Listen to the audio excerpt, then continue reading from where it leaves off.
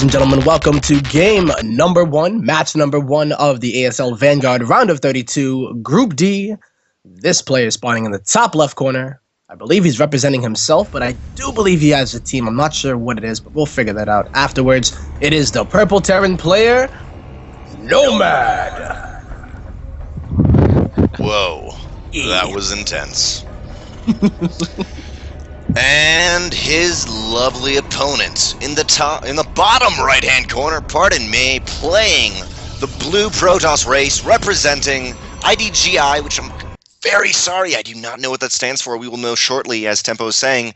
It is the one and only ASL EnderSword. Sword. Thank you for that. Deadly Gaming's EnderSword. I'm sorry about that, but yeah, thank you for the echo, Tempo. That really. All right, no problem. I got your back. Better. Yeah. All right. So we got ourselves a PVT, don't we? To start things out. Yeah, on Deadwing too. Cross positions. It's going to be a long game if these players cancel out. Both of them seemed pretty unconfident going into this series. noMADe I didn't get to talk to very much. He didn't come into the North American server until right before the game started. But EnderSword was not feeling too hot. Hopefully he's getting his fingers underneath him now that he's in the game, in the situation. Yeah. But not sure what we're going to see out of him nerves-wise. But I'm hoping he can solidify himself and give us good games. Because we all of our hopes are riding on EnderSword at this point to save the world. He is the chosen one.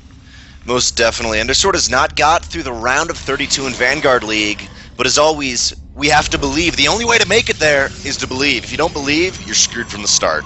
But EnderSword does believe here. EnderSword's first scout incorrect, but the same for noMADe here. So neither of them getting a really big lead, except for noMADe does have the Reaper, obviously, getting a little bit faster in there. But the Mothership Core is ready for EnderSword on cross positions, which is so far away. So should be okay for now. Maybe losing his first probe, though. Oh, he's going to get the probe, and he doesn't get any scouting info, but getting that probe is pretty good. So he's probably going to try to come back in later, as EnderSword may be out of position. But we'll see if this probe actually gets anything done. I think that, the Marines are going to get out right in time, so he may see that factory right before he does leave this world, this planet. Indeed, without an equal lack of scouting on each side. But this Reaper is coming in now, taking down another probe, 2 probe kills for the Reaper. Doesn't get surrounded quite, but he completes that scouting. He sees the entire base. Second gas on the way. Nothing much to see, but that is one type of confirmation in and of itself. Yeah. The confirmation of nothing, or the confirmation of something, is more than anything else. So something's happening there. A lack of shenanigans is happening. Yes, that is Which is the good. best term. If you're a Terran player, you're like, all right, cool, then my shenanigans are going to work, and it looks like it's going to be a Widow Mine drop, as the Widow Mines are coming out of the factory as well as the starport, and we may see some Marines with it as well. So. No. My worry for EnderSword right here is just because that in that very first Reaper attack, he did pull his Mothership Core and his Stalker down. So I'm curious if Widow Mine attack comes in and if it's double-pronged, how he's going to actually deal with it. Because maybe he will split his units up, but I feel like generally what you want to do is you want to keep your Mothership Core in the main and then have your units at the natural. So okay, something comes in the main, photon overcharge, something goes natural, you hit that. But it's kind of like I'm a little bit worried about his splitting in this position, or at least currently in his mindset. Yeah, he will be a bit safe though, because he's going to be grabbing that Observer out of the Robo, and it does show a Protoss player, like you can tell as a Terran player when you do your first Widow Mine drop, how well, as you were saying, does the Protoss player split their units, because I have seen many a Protoss player fall, or even a Zerg player, till Widow Mine drops, really splits their multitasking and you freak out, and it just takes one. It only takes one. Or what it's rare, but it could be potentially game-ending. EnderSword is appearing to be well prepared. 3 Stalkers out with 1 Observer, second Observer on the way. I don't think these Widow Mines are going to get any more than 1 or 2 probe kills tops. And with only 4 Marines in backup with no multi-pronged action happening, I'm not sure how much is going to get done, assuming EnderSword sees this drop coming into the natural right now. The Observer is out right now. Looks like the drop will go in 2 Widow. Oh, Widow Mine actually picked up. Very nice micro from that. 3 Marines down. boosting up, putting down 2 Widow Mines right next to these Stalkers. Mothership Core does not want to be in there. Gonna get the core. Barely knocks him right there, but Photon Overcharge does go down in the nick of time. But then again, he's going to have to move up into the base because noMADe will drop 4 Marines into the main, so this is going to be a little bit hairy for EnderSword to deal with right here. Yeah, very, very scary situation as he didn't take too much, did lose that Mothership Core, but it did get off that Photon Overcharge, and that Medevac is going to boost on out of there. So, that the Widow losses, what, Real safe. 8 probes, though. That is not, I mean, I guess 2 from the Reaper, but 6 probes in total there. Just to say, the Widowmine micro was beautiful in the very beginning, dropping them in the natural, but actually, oh no, nothing's here. Get back up, guys. You don't want to do this. No, bad idea. Picking up that Mothership Core is also very useful. EnderSword has his second Mothership Core popping out right now. That's going to be nicely timed to deal with this next drop, minus the fact that it does not have energy for another overcharge, whereas the first Mothership Core, if it had lived, would. Now this Natural's much more juicier a target for these Widow Mines. Just going in. All he has is 4 Stalkers to handle it. Whoa! Gonna get one. Hot damn.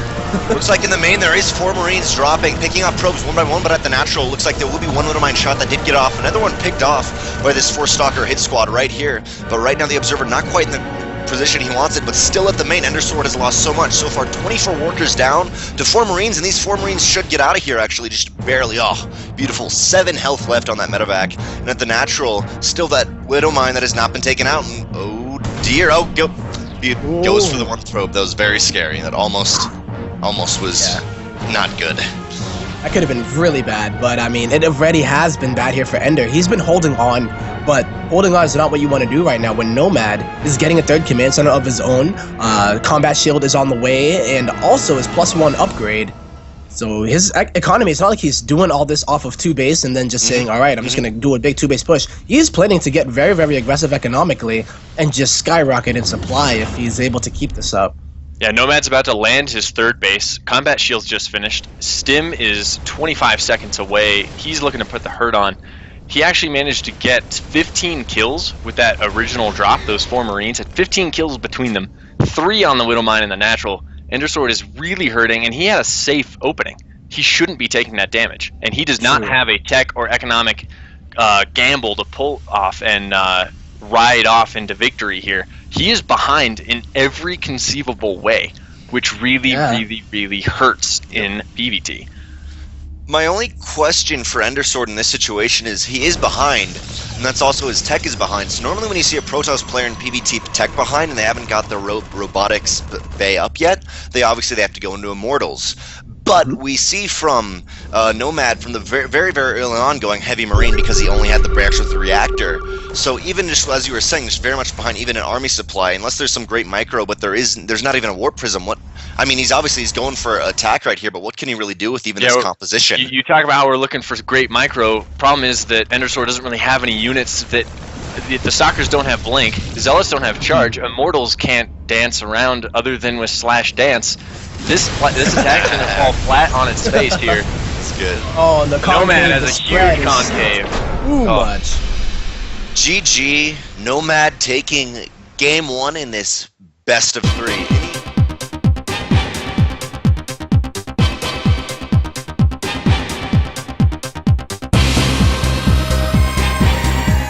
Welcome everyone to Game 2 of Group D. Currently, our ASL hero, the hero of our hearts, the Protoss of our dreams, is Deadly Gaming's EnderSword in the purple Protoss in the bottom right of Catalina, hoping to even up this series, down 0-1 currently.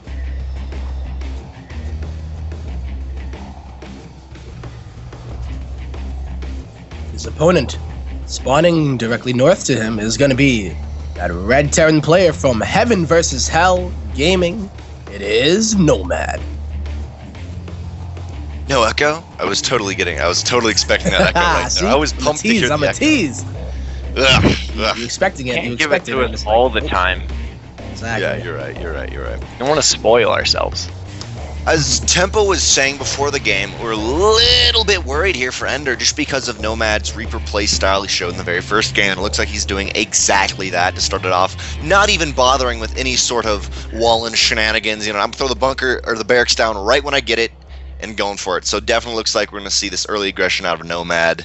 And in this spawn position, now since it's a 3-player map, you do kind of have that rotational advantage a little bit, but I think it does favor noMADe in this position. Yeah, I would say so too. He has a straight shot into that main from his base, and he also has all of that airspace in the back of the main as well to retreat to. So, yeah, I would definitely say that it would favor him deciding. Well, depending on if he decides to go for that same kind of strategy, or even in the mid game by using drop heavy play.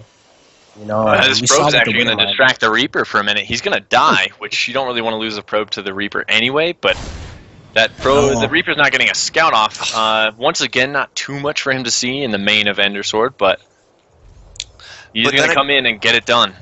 But then again, the Mothership Core will be down now. If he would have gone up and not have that moment of indecisiveness, either killing that initial SCV, or sorry, not SCV, killing that initial probe, or going for the scout, I feel like he should have either gone for one or the other, because one way gets a scout, one way gets a probe right off the bat. No early pylon, nothing like that at least he knows of. Typically, you're right, but EnderSword actually started his Stalker late.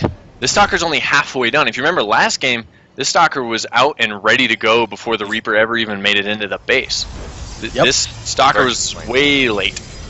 Very good point. I really hope EnderSword gets his head back into this game. This Reaper probably going to pick up another probe here. And he gets it. EnderSword does get a full scout off onto this 3 barracks. I'm guessing it's going to be some sort of stim combat shield timing in this position. Yeah, that Reaper actually didn't kill the probe in the middle of the map. That's what I was saying. He's indecisive. That's why I was like, you should kill the probe, went in for the scout, one or the other.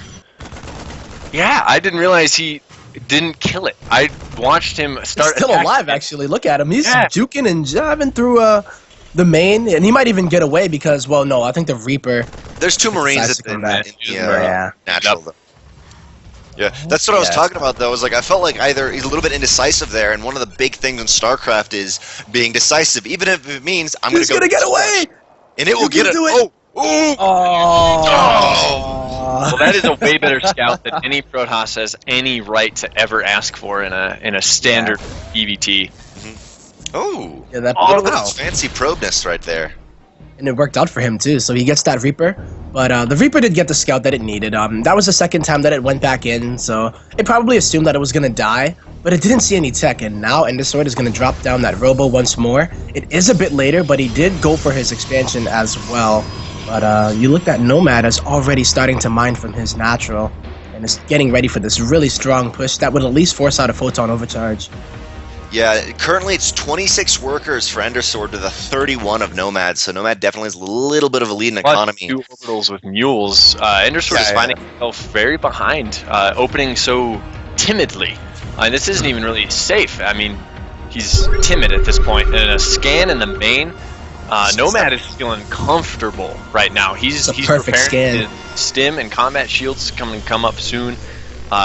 Getting his factory up to get up to medevacs eventually. By the time those come out, he's going to be in a fantastic position to put on some damage onto EnderSword again. Yep. One thing to note is that Ender just started mining the gas. Yep. Ran off my man. No. You can keep going. All I was going to say is since out of EnderSword we actually saw an immortal kind of style, but I was thinking that was pushed because, oh crap, I don't have enough resources to go up to Robotics Bay. But this time he's not even getting a Robo facility, or is not even getting a Robo Bay really quickly. I'm curious whether he just is going to try to play the immortal +1 game out. I think the issue is he's limited by gas. He just started mining the gas at his main.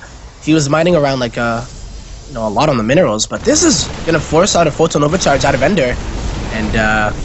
Yep, noMADe just gonna back up, but a nice force field, double. Not gonna catch that second too much. Force field is a little bit of a dud, though. True. Gets 1 Marine out of that.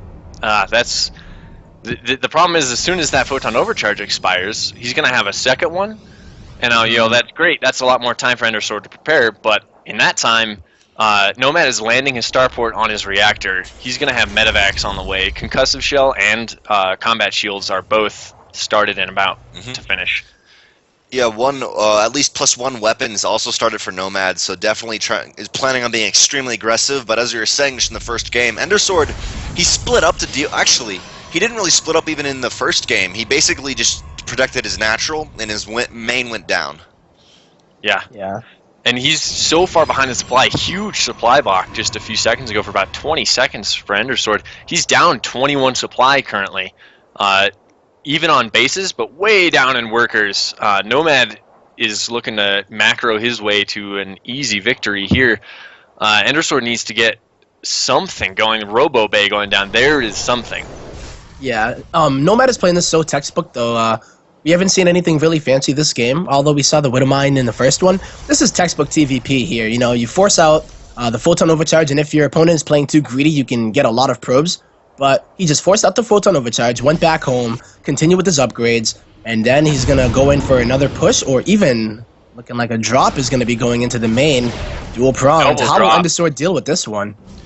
Yeah, definitely dual-pronged into the main. Now there is a Forge with +1 in the Robo Bay are at a very precarious position. Pylon's being taken out, but at the same time, into the third of EnderSword. noMADE stimming right now. noMADe back, though, but really, EnderSword really goes down. Defend his main right here, and it looks like he will lose that third. Was not canceled. Robo goes down, and that is huge. That was third and so big. Tech gone. Yep. noMADE is a happy camper right now. He's got 2 more Vetevacs and a slight reinforcements of Marine Marauder ready to come down.